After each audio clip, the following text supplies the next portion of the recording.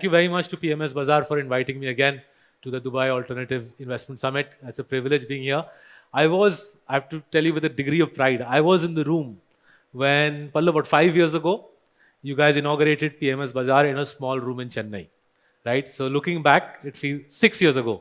6 years ago in a small room in Chennai with Pallav's family, Danny's family, I think all of them, the founders with their families were there. Awesome. I remember we lit the diya. We lit the diya, and great to see bright young Indian entrepreneurs building businesses, building a new world, a new country. Just the privilege being here amongst you today. So I'm going to talk about what I call double engine compounding. Why do I call it double engine compounding? Because 2 years ago I first heard the term double engine. It appealed to me. I thought, why shouldn't I also have it, right? Why should other people have it? Mere ko bhi double engine. I also want to be double engine. So I thought about it. How can we do double engine? And I realized that in most of us, right, not only for those of us who live in India, but even for folks like you who live in Dubai, at least adha, in your case, half, perhaps 60% of your spending is effectively in dollars. You might think you are spending dirhams, but actually it's dollars only. So for example, I took a Air India flight,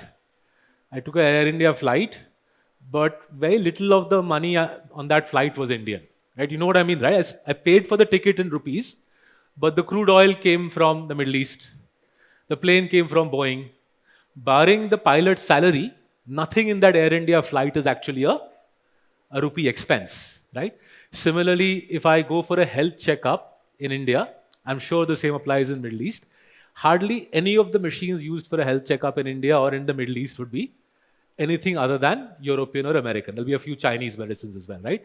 So to earn in rupees, to save in rupees, you guys, you're earning in foreign currency, but for those of us in India, to earn in rupees and save entirely in rupees, I feel is deadly, is dangerous, because the bulk of our outlay, not just educational expenses for the kids, but the bulk of our outlay, watching a movie on Amazon Prime, right? Going to a Hilton resort, going to a holiday in the West, the bulk of our spending is in dollars. And if you save in rupees and you spend in dollars, it's called asset liability mismatch, right? Not a good idea.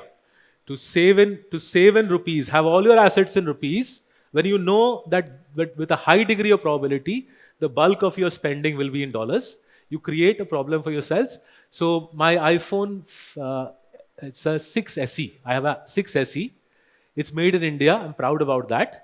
But I also realized that the iPhone 6 SE, even though it's made in Bangalore, very little of that phone is actually Indian, right? 80% of the iPhone 6 SE, specifically the memory and the display, is imported, right? So if we know that for the rest of our lives, the bulk of our outlay will be in dollars, it behooves us, it makes common sense to save in dollars. We, as it is, have an Indian portfolio. Since we live in India, we have an Indian portfolio. The question is, how do we save in dollars? How do we make the most of double engine compounding?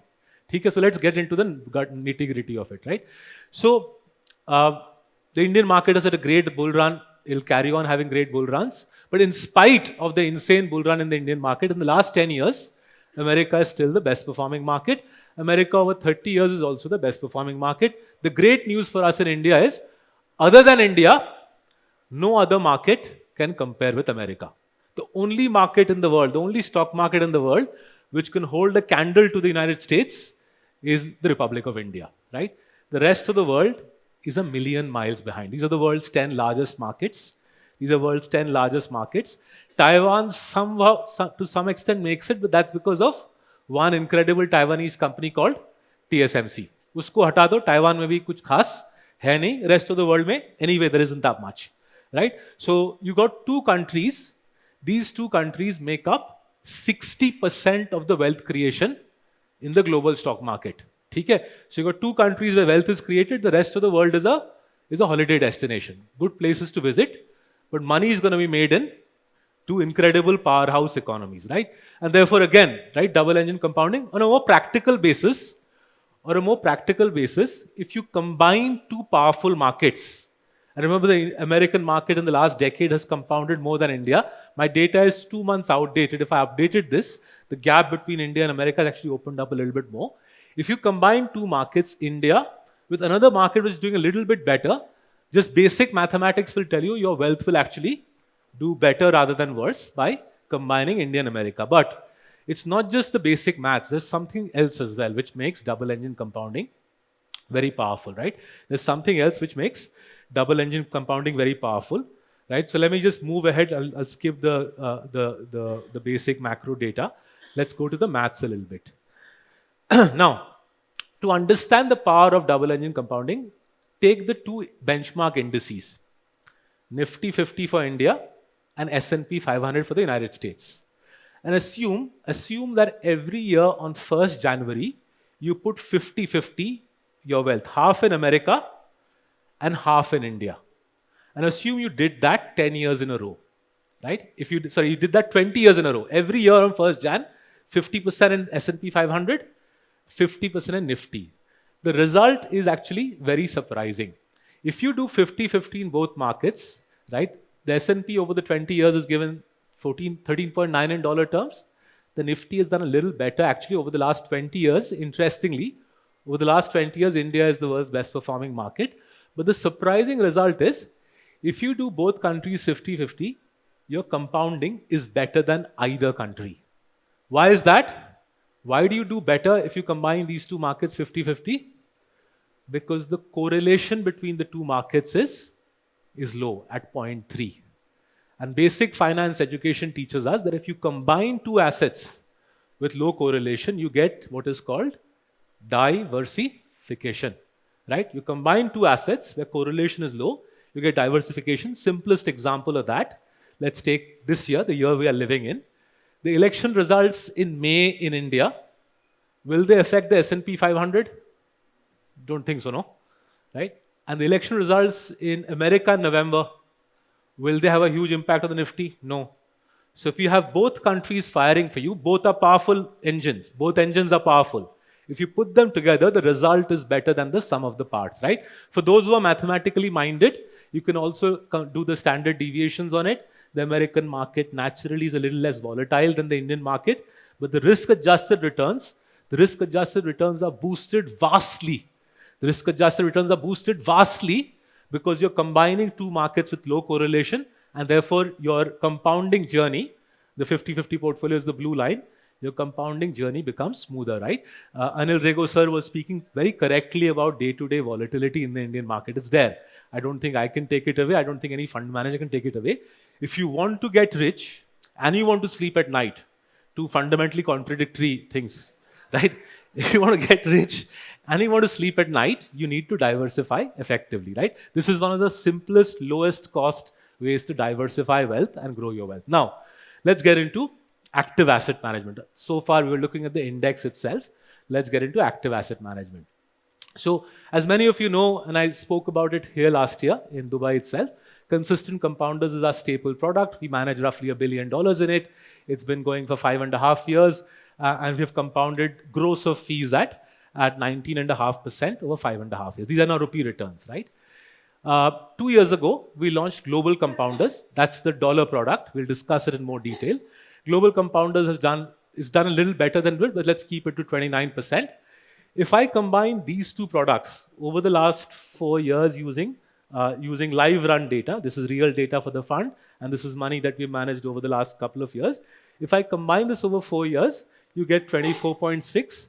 That's meaningfully better than the CCP, than the domestic product. And most interestingly, look again at risk-adjusted return, right? If you adjust for volatility, right? If you take returns divided by risk, the outcomes are better. If you combine 50-50, the outcomes are better than either country. And I can't emphasize this enough. There's a practical need for someone like me. I have 2 kids, 16-year-old and a 14-year-old. They'll both probably end up studying in America. There's a practical need for me to save in dollars because I know I've got a big dollar outlay coming. But leaving aside the practical need for all of us to save in dollars because we will probably have dollar spending, but leaving that aside, there's a benefit, there's an investment benefit to combining your wealth 50-50 between the two great markets of the world. And I stress again, folks, I'm happy to be told otherwise. I cannot see any other market doing as well as these two mega democracies, right? Massive free market economies chugging away at a great rate. In your and my lifetime so far, right, last 30 years, just 2 markets have accounted for almost the bulk, the 2/3 of the return that the global markets have given. I think that's going to stay the same for the next decade.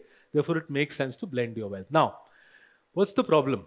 The first problem for people like me, right? I live in India. You guys are NRIs, but I live in India. If I call up a fund house in America, and if I have, say, even $1 million to invest, I'll get to talk to an automated call center, right? It's simply not worthwhile for them, right? I'll get to talk to a robo at best. It's not worthwhile for them to organize a Zoom call for me with the fund manager. If I say, I want to talk to the fund manager, I want to understand the prospects for the fund, they'll say, if you have $500 million, sir, sure, we'll set it up. But for $1 million, $500,000, it's not going to work. Remember, for those of us who live in India, we also have something called LRS to contend with, which says that we can't even invest abroad more than $250,000. So uspe to they'll say even a robo won't talk to you. You go to a website, fill in a form. Maybe the website will send you a response back. Right. So the first challenge. Secondly, again less relevant for you, from mainland India, investing abroad in funds has become very tax inefficient. That's a challenge you guys don't have to worry about. And thirdly, problem that you have and I have, we can't, at least I don't know too many NRIs in Dubai, and I don't know too many Indians in India who can access directly the fund manager himself or herself in London or New York, right? We simply don't have the sort of money. There'll be some elite family offices in India and Dubai who will have that, but the regular NRI and the regular DAIS, we don't have access directly to the fund manager, right? So we thought about this and we said, at this stage of my life, I need to access American compounding, right? I've probably got 10, 15 years of working life left. I need to access American compounding. I need to get over the mismatch. How do I do it? We got very lucky, I have to confess.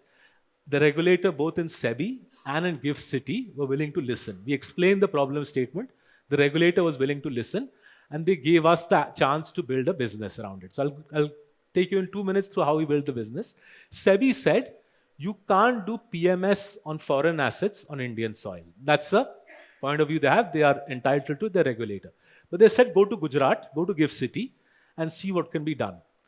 We made our case at IFSC, and we were privileged, delighted, grateful that the IFSCA gave us a portfolio management license to operate out of IFSCA and doing PMS on assets around the world, right? So American and European assets. We were, I think we were the first to get such a license. We then built the team. Now, I can't suddenly wake up one morning and start doing American assets, right? It's been 15 years since I migrated from the UK to India. I don't know that much about the American market. But again, we got a little lucky.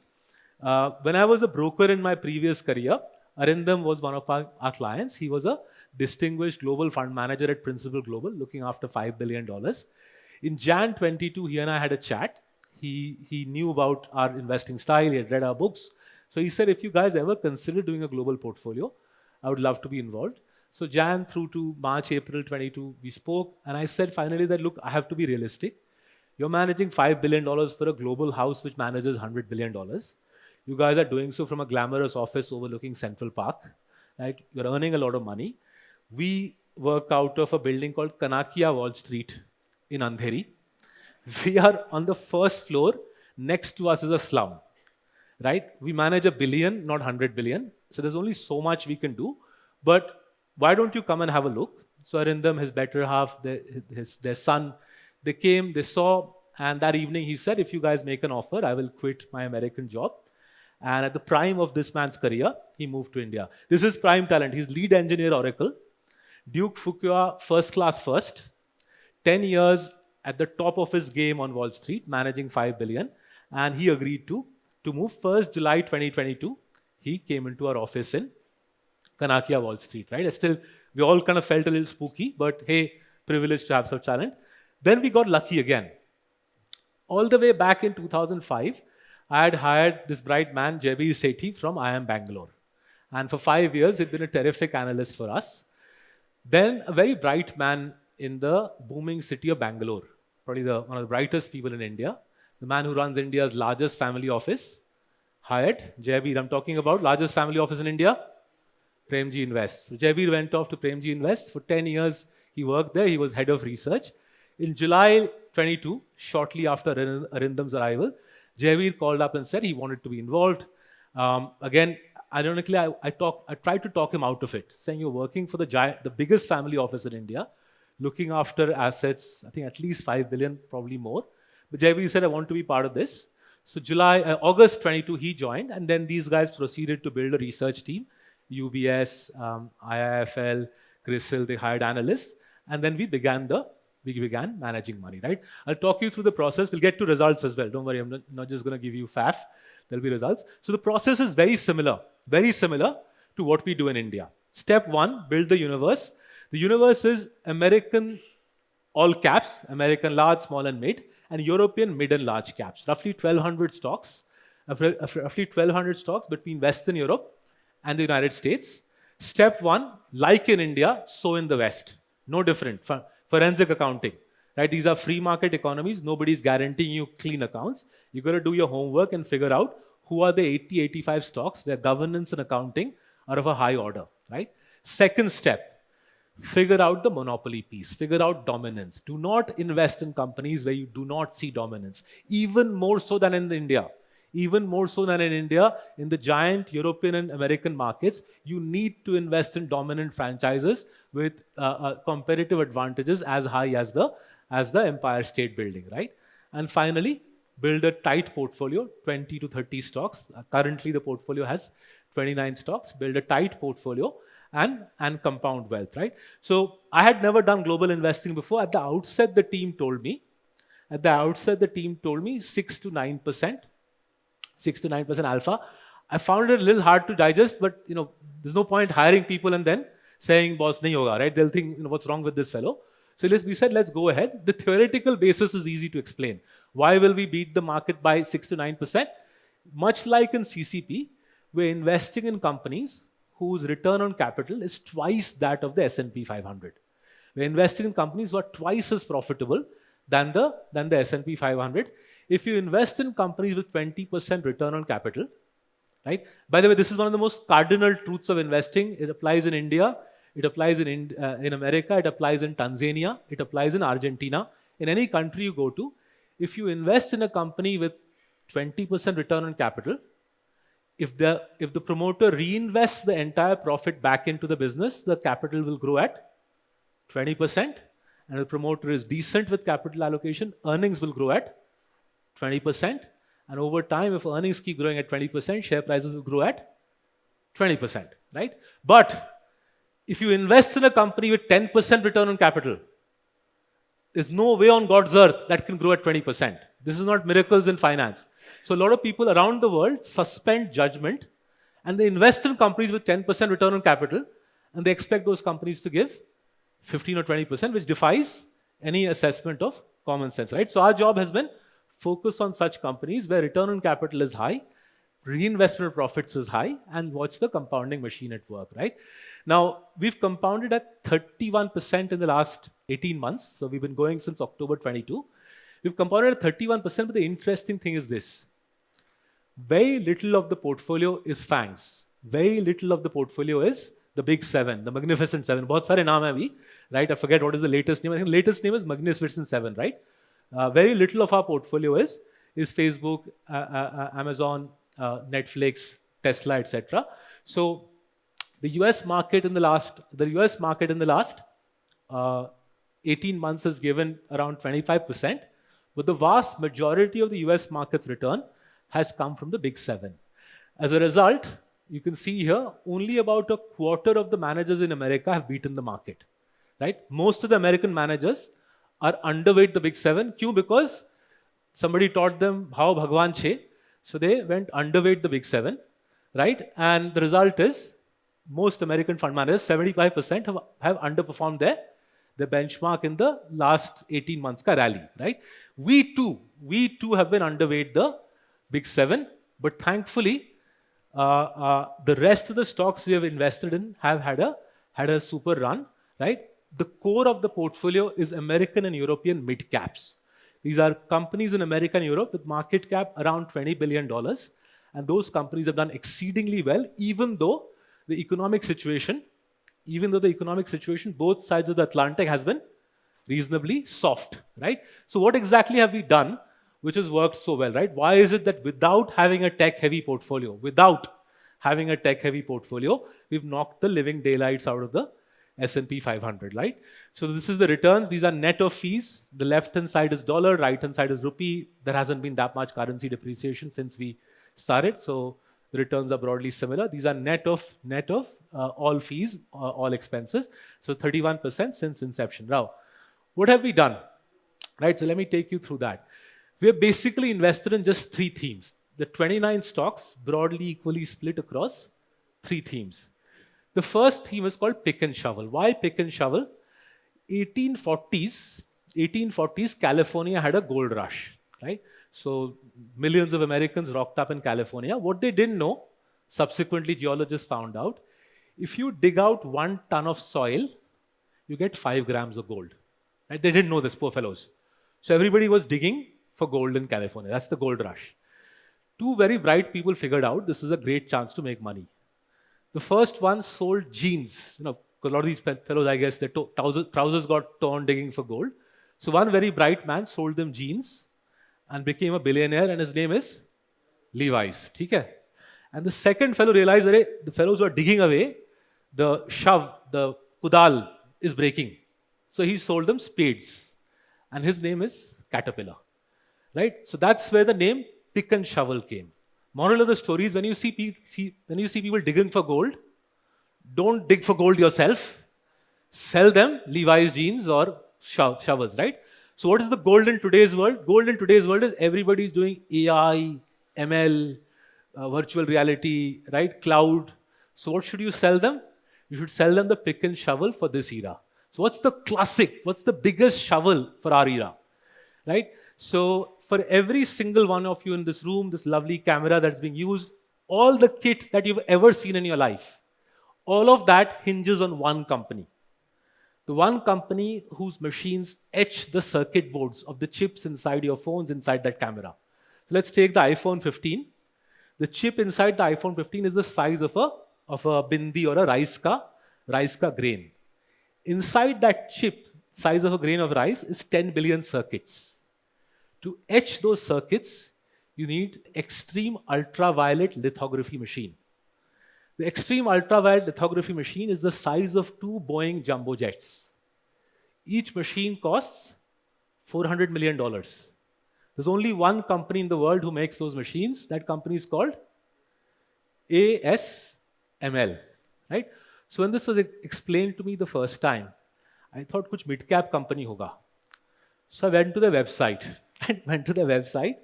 And you can go as well. The first line of their website is, "We are the most important company in the world that you've never heard of."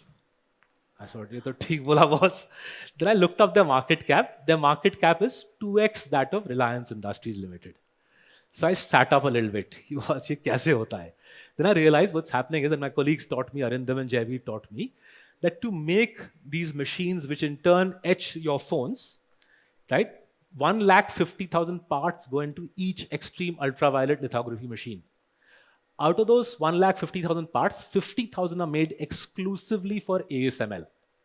Right? ASML, therefore, has monopoly patents, monopoly technology on not one, but 50,000 elements of modern technology. Right? Every phone, every laptop you've ever used, the lithography machine has come from this guy. Right? So TSMC makes the semiconductors. To etch those semiconductors, ASML puts the stuff on a plane of four planes actually. Each machine takes 4 planes to transport from Holland. ASML is based in Holland. It goes to Taiwan. ASML staff goes with it. They sit in TSMC's factory and they run these plants. So as you can imagine, this is now a weapon of modern warfare. Right? Every 3 months, if you read the FT, you'll see an announcement from the Dutch government that this generation, next generation, ASML machines will not go to China. By denying the Chinese these machines, you can imagine the impact that's having on their tech industry. Right? This company is the fulcrum, the basis of modern technology life. It's a pure joy to be able to invest in these companies, which so few people obsess about. Right? Fang Shang mein nahi hai ye. Right? But this is the company which underpins modern technology. So that's the first theme, right? There's a few more such talks, but in the interest of time, I'll just do one per theme. Second theme, simplest theme to understand. In our country, we're still reasonably poor. In our country, utilities are bijli, sadak, pani. Right? But in Dubai, or indeed in Bombay, utilities are not bijli, sadak, pani, no? What's the classical utility without which modern life comes to a standstill? Microsoft Office. दुकान ही नहीं खुलेगा Microsoft Office के बिना, right? How much do they make from flogging software to you and me, Windows का software? They make $60 billion, right? Now, where do we store those files? Ourselves included. This is a PowerPoint from Microsoft itself, right? Where do we store those files? On the cloud, right? Second largest cloud provider in the world, Microsoft. कितना कमाते हैं? 60 billion again. Total revenues 100 to 120 billion. Profit margin, operating profit margin, not gross margin. Operating profit margin कितना आता है? 50%. 50% of 120 billion कितना होता है? 60 billion. What do you do with such money? You buy all the relevant technology everybody in this room will need for the next 10 years. क्या technology लिया है recently? OpenAI, ChatGPT, उनके हाथ. They've also, by the way, bought up most of what constitutes gaming. So if your kids are gamers or if you yourself are a gamer, your life will be now controlled by one company. Okay? Now, because you're selling the basic prerequisites of corporate life and you're storing it, and remember, कोई marginal cost नहीं है.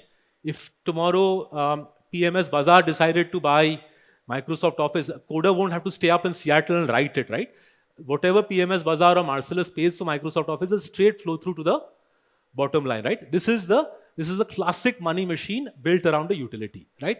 The other companies are Berkshire Hathaway, you know what? Intuitive is similar. In the interest of time, we'll do it some other time. Third theme is consumption, but not the way we understand consumption in India.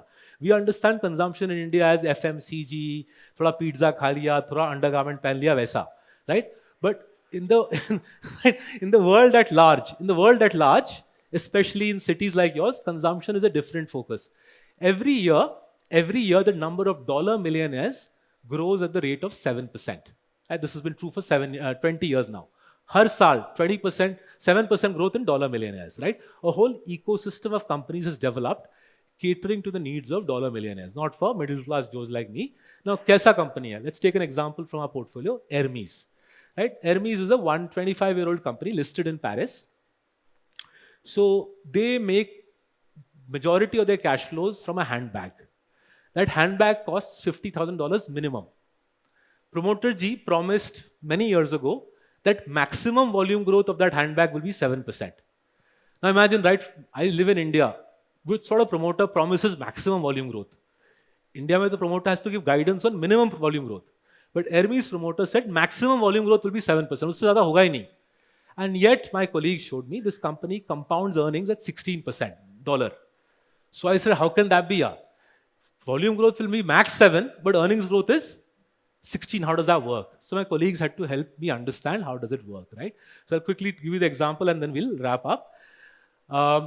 This is around a year ago. My colleagues were explaining how Hermes works. So they showed me a celebrity. India का richest family का one of the leading ladies of the richest family. So it was an Insta photo. They said उनके हाथ में देखो. So बोला लाल सा एक छोटा सा चीज दिखा, say the size of this. They said that's an Hermes bag. So they said what will happen now is everybody who else is a billionaire in India will want that bag, right? Because she has it. Now Hermes has only one shop in Bombay, one shop in Delhi. Bombay का shop is in काला घोड़ा. काला घोड़ा भी जियो centre में भी I think आ गया है. And the Delhi shop is in Chanakyapuरी. I don't think they're opening retailerships, तो आप उनको approach मत कीजिए, नहीं खोलेंगे लोग, right? So the way it will work is other billionaire ladies will rush there saying I also want the same bag as that super rich trillionaire lady had. But Hermes will say वो तो ma'am 2 ही edition था, it's sold now. So the lady will say but I want it. Hermes will say there's a waiting list here, you can put your name down. 6 months later, next consignment will come. You can consider putting your name down. Now, obviously, when she goes to put a name down, she will see the names of the other billionaire ladies, trillionaire ladies. So what will happen? She will say, I want that bag, not these other people. They shouldn't get it. I need it. So Hermes will say, Pura whole shop is here. Ties, scarves, wallets, belts. right? So the billionaire lady will get the hint. She'll buy 20, 30, $40,000 worth of ties for her husband, who'll obviously think that my wife loves me, right? 6 months later, the phone call will come that the said bag has arrived. Would you like it? And obviously, trillionaire lady will say, of course I want it. So they'll say, come tomorrow at 3:25 p.m. in the afternoon, right? You can't just turn up whenever you want with your, card, plastic card. Aisa nahi hota. You come at that designated hour. If you try to very vulgarly try to show your card, they'll say no. There'll be a ceremony first. There'll be a tea ceremony. Thoda puja hoga bag ka. And then you'll get the bag. It's called a Birkin bag. Once you get that bag, your life changes. You ascend to the global elite. Now, middle-aged men like me won't realize it, but that's the whole point, right? This is the bag that only the elite will recognize other elite, right? If it's vulgarly written, kuch, right? So vulgar bags mein hota hai, likha hota brand. But Hermes mein nahi hota. Hermes, you just realize that one lady looks at another, she sees Hermes, she says, she's one of us, right? Right now, this formula is so powerful that this company grows earnings at 16, volume at 7 or less. Hundreds of companies have tried to copy this over the last 100 years. Nobody has succeeded. Artisans who work at Hermes join at the age of 20, retire at 70. They don't work anywhere else. The leather used in these handbags is not available to anybody else. Right? These handbags are the ultimate items of desire for women. The one that was used by Grace Kelly at the 1962 Oscar sells for millions of dollars. In the secondary market, Hermes bags sell for. In the secondary market, Hermes bags compound at 15%. So that's been our goal, to build a product which helps ordinary Indians, whether in India or Dubai or London, compound their wealth by allying with the most powerful compounding machines in the world.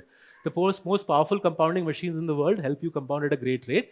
Just one word of guidance, we cannot sustain this rate of compounding. ये थोड़ा ज़्यादा आ गया है, थोड़ा ज़्यादा compounding आ गया है. The underlying businesses will grow at roughly 20% dollar. And therefore, over the long term, that's roughly the compounding, gross compounding we are aiming for. Deduct fees from that, and that's where you'll get the net compounding. Thank you so much. Thank you to PMS Bazaar for this opportunity. Thank you.